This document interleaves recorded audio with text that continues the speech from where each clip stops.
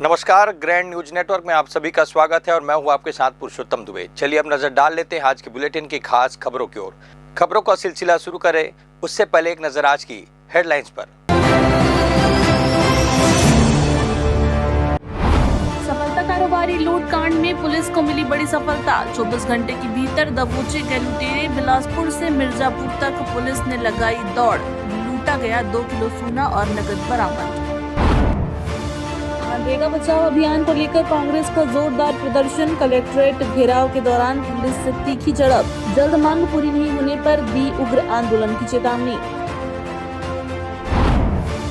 कल से शुरू हो रही है बोर्ड की परीक्षाएं। रायपुर से बिलासपुर पहुंचे प्रश्न पत्र। जिले के 131 केंद्रों में होगी परीक्षाएं। पुख्ता प्रबंध का किया जा रहा है दावा। और मुआवजे की आड़ लेकर सरकार को महिला ने लगाया चूना। पति की सामान्य मौत को बताया सर्पदंश। बदले में 4 लाख का उठाया मुआवजा। अब वैधानिक कार्रवाई की तैयारी।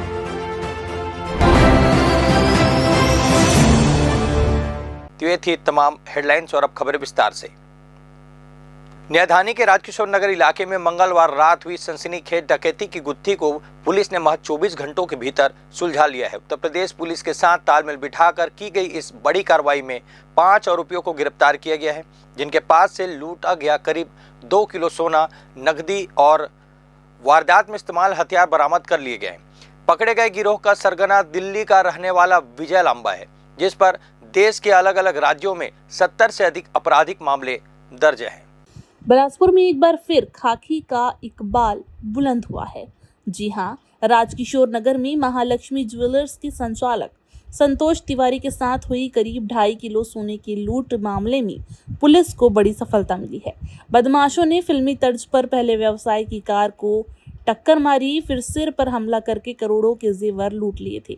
लेकिन तकनीक और त्वरित सूचना तंत्र के जाल ने इन लुटेरों को भागने का मौका नहीं दिया और उत्तर प्रदेश के मिर्जापुर के जंगलों से इन्हें घेराबंदी करके दबोच लिया गया। साजिश से लेकर वारदात तक का खौफनाक मंजर जैसे ये पूरी वारदात किसी थ्रिलर फिल्म से कम नहीं थी। जी हाँ, ज्वेलरी शॉप संचालक संतोष तिवारी हर दिन की तरह अपनी दुकान का स्टॉक समेटकर कार से घर लौट रहे थे। घात लगाए बैठे लुटेरों ने अंबा मोड़ के पास अपनी इको कार से व्यवसाय की कार को जोरदार टक्कर मारी। जैसे ही संतोष तिवारी नीचे उतरे, बदमाशों ने उन पर जानलेवा हमला कर दिया और कार की डिक्की में रखे 4 बड़े बैगों को लूट लिया। इन बैगों में 2 किलो निर्मित जेवर, 350 ग्राम कच्चा सोना और 3.5 लाख रुपए नगद मौजूद थे। वारदात को अंजाम देने के बाद आरोपी छत्तीसगढ़ की सीमा पार करके उत्तर प्रदेश की ओर भाग निकले। हालांकि घटनास्थल पर लुटेरों द्वारा छोड़ी गई इको कार और फिंगरप्रिंट्स ने जांच की दिशा तय कर दी। दिनांक 17 फरवरी 2026 को थाना सरकंडा के राजकिशोर नगर में एक लूट की वारदात हुई थी। उस वारदात में जो एक व्यापारी थे, उनके कार और उसमें कार में रखे सोना चांदी के जेवर सबको कुछ आरोपियों द्वारा लूट कर लेके जाया गया था। तो उस घटना की विवेचना में जिला बिलासपुर पुलिस द्वारा विवेचना प्रारंभ कर सबसे पहले घटनास्थल का निरीक्षण किया गया। उसके बाद फिंगरप्रिंट ब्यूरो की मदद से, साथ में डॉग स्क्वाड की मदद से और तकनीकी विश्लेषण पर कुछ क्लूज मिले। सबसे पहले रात को करीब 2 बजे ग्राम उतंग के पास जो व्यापारी की कार थी, उस कार की बरामदगी हुई, जिससे हमें आरोपियों के रूट का पता चला। उसकी फर्दर विवेचना के बाद और डॉग स्क्वाड के इशारे पर अग्रिम रूट की तलाश की गई। सीसीटीवी कैमराज खंगाले गए और जो घटना से पहले आरोपियों ने रैकी की थी दुकान की, उसके भी सीसीटीवी खंगाले गए, जिस पर कुछ लोगों के चेहरे सामने आए। उनको जब हमारे इंफॉर्मेशन नेटवर्क में डाला गया तो उन्होंने, हमारे इन्फॉर्मर्स ने बताया कि ये एक विजय लांबा ग्रुप का काम हो सकता है। तो फिर उन आरोपियों की जो हमारे पास पुराना रिकॉर्ड था, उनके निर्धारित टेक्निकल हमारी सर्वेलेंस पर एक क्लू मिला कि एक जो आरोपी से आरोपी है जो कि घटनास्थल पर भी उपस्थित था, उसकी एक पहचान हुई और मोबाइल नंबर, लोकेशन और अन्य टेक्निकल सर्विलांस के आधार पर ये ज्ञात हुआ कि टीम ये जो आरोपी हैं ये उत्तर प्रदेश की तरफ गए हैं। तो हमारी टीम ने उनका पीछा भी किया और साथ ही साथ उत्तर प्रदेश पुलिस और अन्य राज्यों की पुलिस को ऑलरेडी हमने अलर्ट कर दिया था। तो उत्तर प्रदेश के मिर्ज़ापुर जिले में थाना अरहरा के पास वहाँ की पुलिस टीम द्वारा इन आरोपियों को पकड़ा गया है। कुल उसमें 4 आरोपी पकड़े गए हैं और उनसे माल मशरूका और हथियार भी बरामद किए गए हैं। साथ ही यहाँ बिलासपुर पुलिस ने जब उन आरोपियों से पूछताछ की और अन्य टेक्निकल उसके आधार पर एक स्कॉर्पियो गाड़ी का इस्तेमाल इसमें हुआ था, जो कि एक लोकल आरोपी द्वारा उसका यूज किया गया था घटनास्थल में, इनके साथ पूरी तरह से सम्मिलित था वो, उसको भी आज बिलासपुर पुलिस ने पकड़ लिया है। और यूपी पुलिस और छत्तीसगढ़ पुलिस, बिलासपुर पुलिस, खासकर हमारे एसएसपी साहब श्री रजनेश सिंह, जो कि अभी अवकाश पर हैं, परंतु फिर भी वो लगातार फ़ोन से इस घटना के बारे में मार्गदर्शन हमारी अपनी टीम को दे रहे थे। सभी पुलिस अधिकारियों ने समन्वय से इसमें काम किया और एक टीम भावना से इस अपराध को, जो कि बहुत ही गंभीर अपराध था, विदिन 24 आवर्स उसका खुलासा। मामले की गंभीरता को देखते हुए तत्काल अंतर्राज्यीय नाकाबंदी की गई। सीसीटीवी फुटेज और तकनीकी सर्विलांस से ये पता चला कि गिरोह सोनभद्र के रास्ते उत्तर प्रदेश में दाखिल हुआ है। तत्काल एक टीम यूपी रवाना की गई और मिर्जापुर पुलिस को अलर्ट भेजा गया। मिर्जापुर के अहरौरा थाना क्षेत्र में जब घेराबंदी की गई तो आरोपी जंगल में छिपने की कोशिश करने लगी। पुलिस ने कड़ा संघर्ष करते हुए विजय लांबा, मोनू उर्फ राहुल, विनोद और करीम खान को गिरफ्तार कर लिया। वहीं रेकी करने वाले स्थानीय आरोपी इरफान को बिलासपुर में दबोचा गया। पुलिस अब इन आरोपियों से अन्य राज्यों में हुई डकैतियों और छत्तीसगढ़ में दिसंबर माह में हुई पुरानी वारदातों के संबंध में कड़ी पूछताछ की तैयारी कर रही है। कैमरामैन गोलू कश्यप के साथ पिंटू दुबे की रिपोर्ट। इधर बिलासपुर के पेंड्रीडी चौक स्थित राज ढाबा के पास ट्रक चालक के साथ मारपीट कर लूटपाट करने वाले 3 अंतर्राज्यीय बदमाशों को पुलिस ने सलाखों के पीछे भेज दिया है। इस मामले का खुलासा तब हुआ जब कोनी में दर्ज एक अन्य गंभीर अपराध की विवेचना के दौरान इस आरोपियों की संलिप्तता सामने आई थी। पुलिस ने तत्काल कार्रवाई करते हुए आरोपी जय दिवाकर उर्फ छोटू, सूरज साहू उर्फ दादू और प्रदीप धूरी उर्फ संजू बाबा को प्रोटेक्शन वारंट पर लेकर न्यायालय से पुलिस रिमांड हासिल की। आरोपियों के कब्जे से वारदात में इस्तेमाल किए हथियार और सामान बरामद किया गया। गौरतलब है कि इन आरोपियों ने 1 मार्च 2025 को सुनसान इलाके का फायदा उठाकर एक चालक को रोका था और हथियारों के बल पर मारपीट करते हुए एक लूट की घटना को अंजाम दिया था। हिरासत में लिए तीनों आरोपियों को न्यायिक रिमांड पर जेल भेज दिया गया है। पुलिस अब इन आरोपियों के अन्य आपराधिक रिकॉर्ड और गिरोह के अन्य सदस्यों की भी तलाश कर रही है। बिलासपुर जिले में अवैध नशीले पदार्थों के कारोबार के खिलाफ चलाए जा रहे अभियान के तहत कोनी पुलिस ने संगठित रूप से गांजा बेचने वाले गिरोह को दबोचने में बड़ी कामयाबी हासिल की है। मुखबिर से मिली सूचना के आधार पर पुलिस की टीम ने ग्राम बिरकोना स्थित कपुरताल में दबिश देकर प्रमिला वर्मा को उनके घर की सीढ़ियों पर संदिग्ध अवस्था में पकड़ा। तलाशी के दौरान महिला के पास से और घर के कमरों में छिपाकर रखा गया कुल 3 किलो 700 ग्राम अवैध मादक पदार्थ गांजा बरामद किया गया। कड़ाई से पूछताछ करने पर महिला ने खुलासा किया वह यह माल को ग्राम मटियारी के रहने वाले बलराम यादव से खरीद कर लाती थी और इसे पुड़िया बनाकर दामों पर बेचा करती थी। पुलिस ने त्वरित कार्रवाई करते हुए मुख्य सप्लायर बलराम यादव को भी घेराबंदी कर हिरासत में ले लिया, जिसने स्वीकार किया कि उसने आरोपी महिला को 10,000 रुपये में 4 किलो गांजा उपलब्ध कराया था। जांच में यह सनसनीखेज तथ्य भी सामने आया कि आरोपी महिला का पति अदीप उर्फ टेंगन वर्मा पहले से ही गांजा तस्करी के मामले में जेल में निरुद्ध है, जिसकी अनुपस्थिति में महिला ने इस अवैध धंधे की कमान को संभाल रखी थी। पुलिस ने आरोपियों के कब्जे से गांजे के अलावा 2 मोबाइल फोन और 1550 रुपये नगद समेत कुल 79,050 रुपये का मशरूका जब्त किया। दोनों आरोपियों के विरुद्ध एनडीपीएस एक्ट और संगठित अपराध की धाराओं के तहत मामला दर्ज कर उन्हें न्यायिक रिमांड पर जेल भेज दिया गया है। वक्त हो चला है छोटा सा ब्रेक लेने का, तब तक बने रहिए आप ग्रैंड न्यूज पर। जय जया प्राइवेट ITI NCVT से मान्यता प्राप्त एंड ISO सर्टिफाइड 10वीं पास विद्यार्थियों के लिए 2 year electrician course, COPA 1 year course, computer operating and programming assistant course, best classroom facility, admissions open.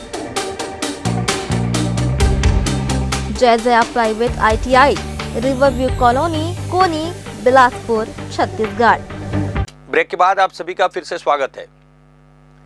MNREGA का नाम बदलकर VBG राम जी किए जाने के केंद्र सरकार के फैसले के विरोध में आज बिलासपुर में कांग्रेस ने उग्र प्रदर्शन किया, जिसमें शहर और जिला कांग्रेस कमेटी के नेतृत्व में भारी संख्या में कार्यकर्ता नेहरू चौक पर जुटे। सभा के दौरान वरिष्ठ पुलिस नेताओं ने मनरेगा के अस्तित्व को बचाने का आह्वान किया, जिसके बाद आक्रोशित कांग्रेसी कलेक्ट्रेट का घेराव के लिए निकले, जहां उन्हें रोकने के लिए प्रशासन ने पहले से भारी पुलिस बल तैनात कर दिए थे और बैरिकेडिंग लगा दिए गए थे। इस दौरान पुलिस और कार्यकर्ताओं के बीच जमकर धक्का मुक्की हुई, हल्की झड़प भी हुई, जिससे स्थिति तनावपूर्ण हो गई थी। घंटों चली खींचतान के बाद जिला ग्रामीण अध्यक्ष महेंद्र गंगोत्री पुलिस के सुरक्षा घेरे को भेदते हुए बैरिकेड तक पहुंचने में सफल रहे, जिसके बाद अन्य कार्यकर्ताओं ने भी घेरा तोड़ते हुए बैरिकेडिंग को गिराने का भरसक प्रयास किया। हालांकि बैरिकेडिंग न टूटने पर शहर अध्यक्ष सुधांशु मिश्रा और उनके सहयोगी ने वही जमीन पर बैठकर शासन के खिलाफ जमकर नारेबाजी की। प्रदर्शनकारियों ने एडिशनल कलेक्टर को ज्ञापन सौंपकर अपना विरोध दर्ज कराया और जल्द मांगे पूरी न होने पर उग्र आंदोलन की चेतावनी देते हुए वापस लौट गए। देखिए, भारतीय जनता पार्टी जो कुनीति के तहत और द्वेषपूर्ण जो महात्मा गांधी के नाम पे जो हमारी कांग्रेस पार्टी की सरकार 2006 में एक ग्रामीण अर्थव्यवस्था को सुदृढ़ करने के लिए एक योजना लेके आई थी, जिसका नाम है मनरेगा। पर भारतीय जनता पार्टी ने आज उसका नाम ही नहीं बदला, उसके योजना के तहत जो बहुत सारे नीति नियम होते हैं उसको भी परिवर्तित कर दिया है उन्होंने, और ग्राम पंचायत का हक उन्होंने छीना है, और जो उसमें रेशियो उन लोग निकाल के रखें कि 60-40 का। तो आप देख सकते हैं कि भारतीय जनता पार्टी हमेशा से ही केंद्र का पैसा राज्य को तो वो प्रदान करती नहीं है, और अभी जब 60% का रेशियो उन लोग अपने लिए रखें, सेंटर के लिए रखें और स्टेट के लिए 40% का रखें, तो कुल मिला के वो पैसा देंगे नहीं, और बकाया पैसा भी मनरेगा के मज़दूरों को अभी तक मिला नहीं है। तो ये सब मांग को लेकर कि उनकी मजदूरी निश्चित की जाए। जो मज़दूर हैं ग्रामीण जगह के जो मज़दूर हैं उनकी मजदूरी को निश्चित किया जाए, उनके हक को न मारा जाए, और उनके रोजगार की गारंटी के लिए एक पक्का नियम लागू किया जाए। इसके लिए आज कांग्रेस पार्टी का ये हल्ला बोल था, और कांग्रेस पार्टी हर समय किसानों और मजदूरों के लिए खड़ी है और आगे भी लड़ती रहेगी। जो हमारे महात्मा गांधी जी की मनरेगा जो योजना है, गरीबों की योजना, ये गरीबों को ही मिटाना चाहते हैं, गरीबी नहीं मिटाना चाहते। इनका यही काम है, ये हर जगह नाम बदलने का काम कर रहे हैं खाली, और कुछ नहीं ये कर रहे हैं। पुराने जितने महात्मा पुरुष हुए और जिन्होंने देश की आज़ादी में अपना बलिदान किया, उनका नाम मिटाकर ये अपने जिन्होंने नाखून भी नहीं कटाया, जो देश के लिए कुछ नहीं किए, RSS के लोग, उनके नामों को रखकर देश की गरिमा को ठेस पहुंचा रहे हैं। मैं इसका कड़ा विरोध करती हूं, और गरीबों के अधिकार के लिए हम यहां धरना प्रदर्शन करने आए हैं। जो मनरेगा योजना को इन्होंने जी राम जी किया है, वो हम नहीं होने देंगे और गरीबों के साथ अन्याय नहीं होने देंगे। धन्यवाद। अभी यहाँ पे भारी जोरदार कांग्रेस पार्टी द्वारा प्रदर्शन किया गया है मनरेगा बचाओ को लेकर। यहाँ पे ग्रामीण अध्यक्ष जो है हमारे बीच मौजूद है, क्या कुछ मांगे हैं? अभी काफ़ी जोरदार आप लोगों का प्रदर्शन रहा है। जिस प्रकार से पिछले 1.5 महीने से जिले में और पूरे प्रदेश में और पूरे देश में मनरेगा बचाने का जो महासंग्राम कांग्रेस पार्टी द्वारा चलाया जा रहा है, वो बिलासपुर ज़िले में भी पूरे पंचायतों में, पूरे ब्लॉकों में और शहर में धरना देकर किया जा रहा है। और आज उसी तांतर में हम लोग आज कलेक्टर महोदय को घेराव करके ज्ञापन देने आए हैं कि मनरेगा में जो कानून में बदलाव हुए हैं उसे ना किया जाए, मनरेगा के पुराने स्वरूप को ही रहने दिया जाए, और 125 दिन से ज़्यादा 150 दिन उन्हें काम दिया जाए, और मजदूरी जो है वो 400 रुपये न्यूनतम मजदूरी मनरेगा के मजदूरों को देना चाहिए। और जो केंद्र सरकार अपने बजट में कटौती कर रही है, राज्य सरकार के ऊपर जो 40% का बोझ डाल रही है, उसे ख़त्म करके केंद्र सरकार को पूरे 90% पैसा जो है मनरेगा के मजदूरों को देना चाहिए। और डिमांड आधारित काम होना चाहिए। जब पंचायत में मजदूर काम मांगने जाए तो उन्हें काम देना चाहिए। अगर काम नहीं दे पा रहे हैं तो 15 दिवस के अंदर उन्हें 400 रुपये बेरोजगारी भत्ता देना चाहिए। इन्हीं सब मांगों को लेकर प्रदेश में और पूरे देश में कांग्रेस पार्टी आंदोलनरत है। आगामी आंदोलन हमारा विधानसभा घेराव है जो प्रस्तावित है। जब भी विधानसभा लगेगा छत्तीसगढ़ में, तो हम विधानसभा घेराव करके, मुख्यमंत्री आवास घेराव करके, राज्यपाल आवास घेराव करके मनरेगा के मजदूरों के हक की लड़ाई को लड़ेगी कांग्रेस पार्टी। अभी और पीछे कुछ लोग मौजूद हैं, उनसे भी हम बात करेंगे। पीछे आज बात करते हैं, हम जो पूर्व जिला अध्यक्ष रह चुके हैं उनसे बात कर लेते हैं। क्या कुछ कहेंगे आप? केसरवानी जी, भारी जोरदार प्रदर्शन किया आप लोगों के द्वारा, पिछले बार भी किया गया था, इस बार भी किया गया है। भारतीय जनता पार्टी लगातार गरीबों के साथ हमेशा छलावा कर रही है। भारतीय जनता पार्टी का मूल एजेंडा है कि गरीबी हटाना नहीं, गरीबों को हटाना। और हमेशा भारतीय जनता पार्टी किससे डरती है? गांधी से डरती है। चाहे वो महात्मा गांधी हो, चाहे स्वर्गीय इंदिरा गांधी हो, जिन्होंने पाकिस्तान के 2 टुकड़े किए, चाहे स्वर्गीय राजीव गांधी हो जिन्होंने पंचायती राज की व्यवस्था की और ग्रामीण अर्थव्यवस्था को मजबूत करने की कोशिश की। और आज हमारा नेता राहुल गांधी से डरते हैं, क्योंकि राहुल गांधी किसकी बात कर रहे हैं? बेरोजगारों की बात कर रहे हैं। राहुल गांधी किसानों की बात कर रहे हैं, राहुल गांधी व्यापारियों की बात कर रहे हैं, राहुल गांधी मजदूरों की बात कर रहे हैं, राहुल गांधी श्रमिकों की बात कर रहे हैं। और ये जब जब राहुल गांधी आवाज़ उठाते हैं तब ये लोग जय श्री राम,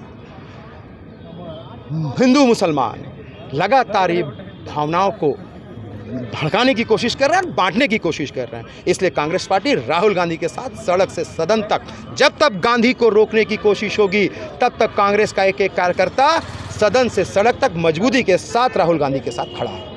क्या कुछ कहेंगे लक्ष्मी जी? अभी प्रदर्शन किया गया है और लगातार जो भाजपा की सरकार है, अभी आरोप भी लग रहे हैं काफ़ी कुछ, क्या कुछ कहेंगे? क्या गरीबों के साथ अन्याय किया जा रहा है? निश्चित रूप से जो ग्रामीण लोग अपना कमाने खाने के लिए पलायन किया करते थे, उस पलायन को रोकने के लिए जो बड़े बड़े शहरों में जाकर रोजी रोटी की तलाश करते थे, उसको रोकने के लिए यूपीए की सरकार, तत्कालीन मनमोहन सिंह जी की सरकार ने मनरेगा गारंटी कानून लाया था, जिसके तहत उनके ही गांव में छोटा मोटा काम जैसे तालाब खुदाई हो गया, नाली खुदाई हो गया, इस प्रकार के कामों के माध्यम से 100 दिन के रोजगार की गारंटी उपलब्ध कराई थी, जिसका 90% भुगतान केंद्र सरकार किया करती थी। वर्तमान की नरेंद्र मोदी की सरकार ने इस योजना को कमज़ोर करने के लिए गारंटी शब्द हटा दिया है। 60% अंशदान केंद्र सरकार और 40% का बोझ राज्य सरकार के ऊपर डाल दिया है। और जो ग्राम पंचायतों का अधिकार था कि वो किस काम को इस कानून के तहत कराया जा सकता है, उसको भी उनसे छीन लिया गया है। इस प्रकार से योजना को बंद करने की साजिश केंद्र सरकार कर रही है, जिसे कांग्रेस कभी बर्दाश्त नहीं करेगी। सड़क से लेकर सदन तक लड़ाई लड़ रहे हैं और आगे भी लड़ते रहेंगे जब तक। लिंगायत के लोग भी काफ़ी दिनों से बैठे हैं, लेकिन एक बार भी वहाँ पर मुलाकात करने जो भाजपा के सत्ताधिकारी हैं वो जा नहीं रहे हैं। और अभी बीच में भी कांग्रेस द्वारा प्रदर्शन किया गया था। देखिए, FIR भी हुई है। जो भाजपा है वो उद्योगपतियों की सरकार है, बड़े लोगों की सरकार है। गरीब लोग सैकड़ों दिन बैठे रहेंगे, उनसे मिलने नहीं जाएंगे। आपको बता दूं, कोई उद्योगपति अगर 24 घंटे बैठ जाए तो मुख्यमंत्री से लेकर प्रधानमंत्री के प्रतिनिधि सारे लोग जाके उनके नतमस्तक हो जाएंगे। तो ये गरीबों की सरकार नहीं है, ये उद्योगपतियों की सरकार है, बड़े लोगों की सरकार है। और गाँव, जंगल, जमीन बचाने का जो जिम्मा हम कांग्रेसियों में है, हम निश्चित रूप से ग्रामीणों के साथ लड़ाई लड़ेंगे और अपने हक अधिकार की लड़ाई हमेशा लड़ते रहेंगे। शहर अध्यक्ष नासु मिश्रा भी मौजूद है। अभी मनरेगा बचाव के लिए जोरदार प्रदर्शन किया गया आप लोगों के द्वारा और यहाँ पर बैरिकेड लगा के रोका भी गया है। क्या कुछ कहेंगे? क्या भाजपा सरकार सबसे महत्वपूर्ण है कि भारतीय जनता पार्टी की सरकार जब आती है तो इतने प्रदर्शन की आवश्यकता क्यों होती है? क्या किसी भी विपक्ष को ऐसा करना अच्छा लगता है क्या? मनरेगा को जिस तरह से, जिस साजिश की तरह से एक कानून को योजना में, एक देश में एक उदाहरण बता दीजिए कि कानून को योजना में बदला गया हो। ये हमेशा साजिशें करते हैं, राम जी के नाम का दुरुपयोग करते हैं, लोगों को दिग्भ्रमित करते हैं। अभी वित्त मंत्री जी ने बजट लाया है, कितना रुपए आया है मनरेगा को लेकर के, जी राम जी को लेकर के? अरे जी राम जी क्यों नाम रखे हैं भाई? श्री राम जी नाम रख देना था। नरेंद्र मोदी स्टेडियम, अपने जीते जी नरेंद्र मोदी जी स्टेडियम का नाम रखते हैं। अरे नरेंद्र मोदी स्टेडियम का नाम बदलकर पहले शिव जी स्टेडियम कीजिए, विष्णु जी स्टेडियम कीजिए, उसके बाद मनरेगा जैसी योजना को जी राम जी बनाइए। जीते जी अपने नाम का स्टेडियम बनाने वाले लोग राम जी का नाम रख करके लोगों को दिग्भ्रमित कर रहे हैं। और इस तरह के लोग अब आने वाले समय में, जनता इनकी बात समझ चुकी है। आज 1 रुपये का इन्होंने जो प्रावधान नहीं किया है, ये भी समझ में आता है, इनकी नीयत समझ में आती है कि ग्रामीण अर्थव्यवस्था पे बहुत बड़ी चोट ये करने वाले हैं। और हम कांग्रेस के बब्बर शेर हैं, मल्लिकार्जुन खड़गे जी, राहुल गांधी जी के नेतृत्व में हम ये लड़ाई लड़ते रहेंगे। और आने वाले वर्षों में भारतीय जनता पार्टी के किसी भी कुशासन चक्र से हम इसी तरह से लड़ाई लड़ेंगे। और जो इनको करना है वो करें, और हम जनता की, गरीब की, शोषित की और वंचित की लड़ाई लड़ने से कभी पीछे नहीं हटने वाले। क्या कुछ कहना है आपका? अब अगली रणनीति क्या होगी आप लोगों के द्वारा? देखिए, जिला स्तर पर ब्लॉक और शहर स्तर पर लगातार आंदोलन होते रहे, धरना प्रदर्शन हुए, जन जागरण का काम किया गया। अब उसके तहत ही दूसरे क्रम में कलेक्ट्रेट का घेराव किया गया था। अब नेक्स्ट स्टेप में विधानसभा का घेराव किया जाएगा, जिसमें बिलासपुर की महती भूमिका होगी। मजबूती के साथ यहाँ से साथी और सब लोग कांग्रेस के जन मिलकर के जाएंगे रायपुर और विधानसभा घेराव में। सड़क से सदन तक की लड़ाई जारी रहेगी, 100% जारी रहेगी। जब तक मनरेगा के जो पुराने उद्देश्य थे, जब तक मनरेगा के पुराने नियमों में परिवर्तन नहीं होगा, तब तक लड़ाई जारी रहेगी। कांग्रेस का साफ कहना है कि जब तक जो स्थिति पुरानी थी मनरेगा की, वही पुराने नियम और कानून लागू होने चाहिए। उनका नाम बदलाव जो है उसको वापस मनरेगा ही किया जाए। लेकर कांग्रेस का जबरदस्त विरोध प्रदर्शन प्रदर्शन यहाँ देखने को मिल रहा है। आप देख सकते हैं कलेक्ट्रेट पहुँचने की कोशिश की जा रही है। यहाँ पे एक भारी संख्या में पूरे कांग्रेस के लोग मौजूद हैं। यहाँ पुलिस लगातार उनको रोकने का प्रयास कर रही है। आपको बता दें मनरेगा बचाओ के तहत ये प्रदर्शन किया जा रहा है। आप देख सकते हैं किस तरह से यहाँ पे पुलिस और कांग्रेस के जो बीच झड़प की बनी हुई है, अभी यहाँ पे रोकने की कोशिश जारी है पुलिस की लगातार। आप देख सकते हैं किस तरह से, आप पीछे देख सकते हैं, पीछे बैरिकेड्स भी लगा दिया गया है। यहाँ पर पूरी तैयारियां, पुलिस की फोर्स मौजूद है साथ में। अभी आप देख सकते हैं सर ग्रामीण जिला अध्यक्ष यहाँ पे घुस कर आ गए। देख सकते हैं आप क्या हो रहा है यहाँ पे, पुलिस से बचकर वो निकल कर आ गए हैं। पुलिस फिर उनको रोकने के प्रयास कर रही है। आप देख सकते हैं ग्रामीण जिला अध्यक्ष, वहाँ पर लोग गिर जा रहे हैं। यहाँ पर आप देख सकते हैं किस तरह का माहौल है। पीछे आप देख सकते हैं पूरी हड़कंप मची हुई है। यहाँ पे लोग जो कांग्रेस के कार्यकर्ता है पूरे कोशिश कर रहे हैं यहाँ बैरिकेड्स को तोड़ने की लगातार। आप देख सकते हैं कैमरामैन आप पीछे दिखाएंगे थोड़ा सा यहाँ पर किस तरह का माहौल हो रहा है। आप देख सकते हैं यहाँ पे पूरे कार्यकर्ता जो है यहाँ पे बैरिकेड तोड़ने की तैयारी में लगे हुए हैं। देख सकते हैं पीछे माहौल, कैमरामैन ये आप देख सकते हैं माहौल किस तरह से बना हुआ है। और पूरी तैयारियां में पुलिस अभी भी जुटी हुई है। पुलिस पूरा बरजोर यहाँ पे अपना दम दिखा रही है और रोकने में कामयाब है। यहाँ आप देख सकते हैं किस तरह से प्रदर्शन हो रहा है। यहाँ पर कांग्रेस के जो लोग हैं बीच बीच से निकल कर आते हैं और बैरिकेड्स को तोड़ने की कोशिश करते हैं। आप देख सकते हैं कितने लोग अब जो पुलिस की जो बैरिकेडिंग है वहाँ पर पहुँच गए हैं और बैरिकेडिंग को तोड़ने का प्रयास किया जा रहा है। यहाँ पे आप देख सकते हैं पुलिस और जो कांग्रेस कार्यकर्ता उनके बीच किस तरह से यहाँ पे हो रहा है। यहाँ पर आप देख सकते हैं इधर पूरे पीछे आप देख सकते हैं ये माहौल अभी बना हुआ है। आगे क्या होता है देखते हैं। कैमरामैन गोलू कश्यप के साथ पिंटू दुबे, ग्रैंड न्यूज से।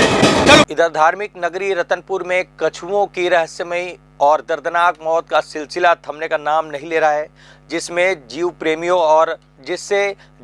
और स्थानीय निवासियों में भारी आक्रोश व्याप्त है। ताजा मामला बूढ़ा महादेव मंदिर परिसर स्थित तालाब का है, जहां एक साथ 8 कछुओं के 100 मिलने से हड़कंप मच गया। प्रारंभिक तौर पर आशंका जताई जा रही है कि इन कछुओं को किसी अज्ञात तत्व द्वारा बेरहमी से पीट कर मारा गया है। गौरतलब है कि सप्ताह भर के भीतर ये दूसरी बड़ी वारदात है, जिसमें इससे पहले प्रसिद्ध महामाया मंदिर परिसर स्थित कुंड में भी 4 कछुए मृत पाए गए थे। इस एक के बाद एक हो रही इन घटनाओं ने मंदिर प्रबंधन और सुरक्षा व्यवस्था पर गंभीर सवाल खड़े कर दिए हैं। सूचना मिलते ही वन विभाग की टीम मौके पर पहुंची और शवों को कब्जे में लेकर जांच शुरू कर दी। अधिकारी अब पोस्टमार्टम रिपोर्ट का इंतजार कर रहे हैं ताकि मौत के वास्तविक कारणों का खुलासा हो सके। फिलहाल वन विभाग और पुलिस की टीम आसपास के क्षेत्रों में लगे सीसीटीवी फुटेज खंगाल रही है, ताकि यदि यह किसी की शरारत या क्रूरता है तो दोषियों पर सख्त कार्रवाई की जा सके। वक्त हो चला एक और छोटा सा ब्रेक लेने का, तब तक आप बने रहिए ग्रैंड न्यूज पर। जया प्राइवेट ITI NCVT से मान्यता प्राप्त एंड ISO सर्टिफाइड 10वीं पास विद्यार्थियों के लिए 2 year electrician course, COPA 1 year course, computer operating and programming assistant course, best classroom facility, admissions open. Jaya private ITI, Riverview Colony, Koni, Bilaspur, Chhattisgarh. Break के बाद आप सभी का स्वागत है। छत्तीसगढ़ माध्यमिक शिक्षा मंडल की बोर्ड परीक्षाओं की तैयारी अब अंतिम निर्णायक चरण में पहुंच चुकी है। जिले में सुरक्षा के कड़े इंतजाम किए गए हैं। सोमवार को रायपुर से प्रश्न पत्रों के सीलबंदी बॉक्स कड़ी सुरक्षा के बीच दयालबंद स्थित महारानी लक्ष्मीबाई उच्चतर माध्यमिक विद्यालय बिलासपुर पहुंचे। यहां से ग्रामीण क्षेत्र के 68 परीक्षा केंद्रों के लिए प्रश्न पत्रों का वितरण किया गया और उन्हें संबंधित थानों में सुरक्षित जमा कराया गया। बिलासपुर जिले में 20 फरवरी से 12वीं और 21 फरवरी से 10वीं बोर्ड परीक्षाएं शुरू होंगी। इस वर्ष जिले के 37,194 विद्यार्थी परीक्षा में शामिल होंगे, जिनके लिए 131 परीक्षा केंद्र बनाए गए हैं। ग्रामीण क्षेत्रों के 68 और शहरी क्षेत्रों के 63 केंद्रों पर परीक्षा आयोजित की जाएगी। शहरी केंद्रों के प्रश्न पत्रों का वितरण मंगलवार को किया गया। गोपनीयता और सुरक्षा को ध्यान में रखते हुए प्रश्न पत्र परीक्षा शुरू होने से 2 घंटे पहले ही थानों से परीक्षा केंद्रों तक पहुंचाए जाएंगे। नकल रोकने के लिए त्रिस्तरीय निगरानी व्यवस्था और उड़न दस्ता दल सक्रिय रहेंगे। वहीं मिशन 90+ अभियान के तहत विद्यार्थियों का विशेष रिवीजन कराया जा रहा है, ताकि इस बार परिणाम और भी शानदार और ऐतिहासिक हो सके। नहीं, पूरे जो जिले में जितने सेंटर हैं 131 सेंटर, सभी जगह सेंटरों के लिए प्रश्न पत्र बढ़ चुके हैं और उनको सेंटर के आसपास के जो थाने हैं वहाँ पर उनको सुरक्षित रखा गया है और 20 तारीख से परीक्षा शुरू हो जाएगी। वहाँ से फिर प्रश्न पत्र निकाल के केंद्र अध्यक्ष ले जाएंगे और अमूल्यांकित उत्तर पुस्तिका को वहीं पर ला करके जमा करेंगे। मुख्यमंत्री विष्णुदेव साय अपने बिलासपुर प्रवास के दौरान बोदरी स्थित मुख्य न्यायाधीश के आधिकारिक निवास पहुंचे, जहां उन्होंने छत्तीसगढ़ हाईकोर्ट के चीफ जस्टिस रमेश सिन्हा की दिवंगत माता कुसुम सिन्हा को भावभीनी श्रद्धांजलि अर्पित की। गौरतलब है कि मुख्य न्यायाधीश की माता कुसुम सिन्हा का 15 फरवरी को 84 वर्ष की आयु में स्वर्गवास हो गया था, जिनकी आत्मा शांति के लिए श्रद्धांजलि सभा का आयोजन किया गया था। मुख्यमंत्री साय ने शोक संतप्त परिवार के प्रति अपनी गहरी संवेदनाएं प्रकट की और दिवंगत आत्मा की शांति के लिए ईश्वर से प्रार्थना की। इस अवसर पर मुख्यमंत्री के साथ केंद्रीय राज्य मंत्री तोकन साहू, पूर्व राज्यपाल रमेश बैस और बेलतरा विधायक सुशांत शुक्ला भी शामिल रहे, जिन्होंने पुष्प अर्पित कर अपनी संवेदनाएं व्यक्त की। श्रद्धांजलि सभा में न्यायपालिका के वरिष्ठ अधिकारियों सहित कई गणमान्य नागरिक भी मौजूद रहे, जहां सभी ने शोक की इस घड़ी में मुख्य न्यायाधीश रमेश सिन्हा और उनके परिजनों को संबल प्रदान किया। इधर तखतपुर क्षेत्र में शासन की जन कल्याणकारी योजनाओं की राशि का बंदरबाट करने वाला एक गंभीर मामला प्रकाश में आया, जहां सर्पदंश से मृत्यु होने का फर्जी दावा पेश कर शासकीय मुआवजा राशि का दुरुपयोग किया गया। पूरा मामला ग्राम पंचायत चना डोंगरी का है, जहां पुरुषोत्तम श्रीवास नामक व्यक्ति की मृत्यु साल 2022 में हुई थी। इस मृत्यु को आधार बनाकर उसकी पत्नी उर्वशी देवी ने फर्जी तैयार किए और सर्पदंश की घटना बताते हुए शासन से मिलने वाली 4 लाख रुपए की सहायता राशि अवैध तरीके से प्राप्त कर ली। इस भ्रष्टाचार का खुलासा तब हुआ जब बिलासपुर कलेक्टर ने पूरे जिले में मुआवजा प्रकरणों की पुनः जांच के लिए एक विशेष टीम का गठन किया। जांच दल में तहसीलदार, स्वास्थ्य अधिकारी और थाना प्रभारी को शामिल किया गया। सघन जांच के दौरान पाया गया कि जिस मर्ग इंटीमेशन के आधार पर मुआवजा लिया गया था, उसका तखतपुर थाने में कोई रिकॉर्ड ही दर्ज नहीं था। तत्कालीन तहसीलदार शशांक शेखर शुक्ला ने मामले की गंभीरता को देखते हुए थाना तखतपुर में लिखित शिकायत दर्ज कराई। थाना प्रभारी विवेक पांडे ने पुष्टि की कि तहसीलदार की शिकायत पर जांच शुरू कर दी गई और फर्जीवाड़ा करने वाले के खिलाफ जल्द वैधानिक कार्रवाई की जाएगी। श्रीवास की मृत्यु 2022 में हुई थी, जिसके संबंध में उसकी पत्नी उर्वशी देवी ने तहसील कार्यालय में सर्पदंश से मृत्यु होना बता करके 4 लाख रुपए जो आर्थिक सहायता शासन के द्वारा देय होता है उसको प्राप्त किया है। इसी तारतम्य में जितने भी सर्पदंश के प्रकरण थे पूरे जिले में विधानसभा में प्रश्न भी उठा था और उसके अंतर्गत कलेक्टर महोदय ने टीम बनाई थी फिर से जांच करने के लिए, जिसमें तहसीलदार, संबंधित क्षेत्र के थाना प्रभारी और विकासखंड जो चिकित्सा अधिकारी होते हैं उनकी टीम बनी थी। उस पुनः जाँच किया तो जिसमें पाया गया कि जिस मर्ग इंटीमेशन का उल्लेख इन्होंने किया था वह थाना तखतपुर में दर्ज ही नहीं हुआ था और जो भी दस्तावेज उनके द्वारा प्रस्तुत किया गया था सत्यापित प्रति, उसका साइन और सील सभी चीज़ जो है वहाँ से जारी नहीं हुआ, ऐसा संज्ञान में आया है थाना से। आवेदिका के घर जाने पर 2-4 लोगों को अड़ोसी पड़ोसी उनके घर के सदस्यों से भी पूछताछ किया गया, उसे भी यह बात साबित हो चुका है कि उसकी मृत्यु जो है सर्पदंश से नहीं हुई बल्कि एक स्वाभाविक मृत्यु थी। सर्पदंश उसको 2-3 महीना पहले हुआ था, परंतु उसकी वजह से उसकी मृत्यु नहीं हुई थी। और इन लोगों ने परंतु किसी के बहकावे में आकर किसी साठगांठ करके फर्जी दस्तावेज, फर्जी पोस्टमार्टम रिपोर्ट, फर्जी मर्ग इंटीमेशन, अंतिम जांच प्रतिवेदन सब फर्जी बना करके प्रस्तुत करके आर्थिक सहायता जो देय होता है उसको प्राप्त कर लिया है, जिसके संबंध में थाना तखतपुर में प्रथम सूचना रिपोर्ट दर्ज कराई गई है। इस संबंध में जब से संदेहास्पद हुआ है कि सर्पदंश में फर्जी तरीके से कुछ लोगों का सिंडिकेट बना हुआ, तब से एक स्पष्ट आदेश और जारी हो गया कलेक्टर साहब से कि केवल पोस्टमार्टम रिपोर्ट के आधार पर नहीं बल्कि उसको विसरा रिपोर्ट के आधार पर अब प्रकरणों को आगे बढ़ाया जाएगा, उनका कि वाकई में हुआ है कि नहीं। विसरा रिपोर्ट का भी नया प्रावधान जोड़ा गया है उसमें। शशांक शेखर शुक्ला तत्कालीन तहसीलदार द्वारा थाना तखतपुर में रिपोर्ट दर्ज कराई कि आरोपिया उर्वशी श्रीवास द्वारा तखतपुर न्यायालय में फर्जी दस्तावेज जमा कर अपने पति पुरुषोत्तम श्रीवास की मृत्यु के संबंध में झूठा दस्तावेज प्रस्तुत कर और मुआवजा की राशि 4 लाख रुपए प्राप्त की है। प्रार्थी की रिपोर्ट पर थाना तखतपुर में अपराध क्रमांक 99/26 धारा 420, 467, 468, 471 बादावी के तहत अपराध पंजीबद्ध किया गया है। प्रकरण विवेचना की जा रही है। महिला की गिरफ्तारी नहीं हो पाई है सर। अभी प्रकरण प्रारंभिक स्तर पे है। जो दस्तावेज है वो तहसील कार्यालय से जब्त किया गया है। अग्रिम कार्रवाई की जा रही है। तो आज के बुलेटिन में बस इतना ही। अगले बुलेटिन में फिर होगी आप सभी से मुलाकात। तब तक के लिए मुझे और मेरी पूरी टीम को दीजिए इजाजत। नमस्कार।